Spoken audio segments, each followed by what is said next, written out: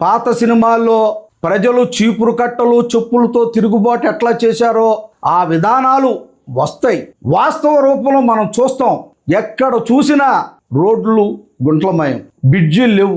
మా నియోజకవర్గం చెప్తే ఒకటేనండి, కట్లేరు బ్రిడ్జి ఉంది. కట్లేరు బ్రిడ్జిని కడతామని ఎన్నో వాగ్దానం చేశారు. ఈ ఎంపీ గారు నిధులు కూడా మంజూరయ్యాయని చెప్పారు. 2 రాష్ట్రాలకు వారది ఆ బ్రిడ్జి. ఏకొండూరులో డయాలసిస్ పేషెంట్లు ఉన్నారు. కట్లేరు బ్రిడ్జి 2 రాష్ట్రాలకు వారదండి. మరి దాన్ని అదిగో కట్టాం ఇదిగో కట్టాం, డబ్బులు కూడా నిధులు మంజూరయ్యాయని చెప్తున్నారు. ఎక్కడ కూడా ప్రజలకు ఇచ్చిన వాగ్దానాలు మసిబూసి మారేడుగా చేయటమే కానీ అవి గనక వాస్తవ రూపంలో రావట్లా. ఎక్కడ కూడా కప్పగంతుల్లాగా దాటేస్తున్నారు. అదిగో అన్నారు, ఏమీ ఉంటల్లా. నేను ఒకటే, ఇవన్నీ కాదండి, జోగి రమేష్ గారి విషయంలో కూటమి ప్రభుత్వం తప్పుడు నిర్ణయాలు తీసుకుంటే ఆకాశం మీద ఉమ్మేస్తే తిరిగి తన మీద పడటం ఎంత వాస్తవమో, జోగి రమేష్ గారి మీద నిందలు వేయటం కూడా అంతే నిజం. వాళ్ళు తెలుసుకొని వాళ్ళు ఈ విషయంలో దూరంగా ఉండటం మంచిదని మేము తెలియజేస్తున్నాం.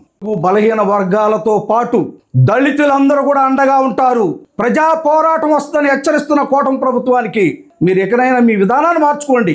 మీరు ఏవైతే ఎన్నికల్లో వాగ్దానాలు చేశారో ఆ వాగ్దానాల్ని అమలు చేయడం కోసం ప్రయత్నం చేయండి. కానీ వైసీపీ నాయకులు జోలికొచ్చినా, మరియు ముఖ్యంగా బడుగు బలహీన వర్గాల ఆశాజ్యోతి జోగి రమేష్ జోలికొచ్చినా, మరి ఈ రాష్ట్రంలో మరి ఎస్సీలు బీసీలు ఏకమై ఉవ్వెత్తున లేచిన కెరటంలాగా మీ ప్రభుత్వాన్ని అణగదొక్కటానికి, మీ ప్రభుత్వాన్ని పడవేయటానికి కూడా వెనకాడరని మీ ఈ విధంగా హెచ్చరిస్తూ మీరు ఆలోచన విధానాలు మార్చుకోవాలి, మీరే నెరవేర్చాలని ఈ సందర్భంగా మీరు తెలియజేసుకుంటూ, జోగి రమేష్ గారు మీరు చేస్తున్న అల్లరి కానీ బురద కానీ మీరు మానుకోవాలని ఈ సందర్భంగా హెచ్చరిస్తూ సెలవు తీసుకుంటున్నాను. జై హింద్.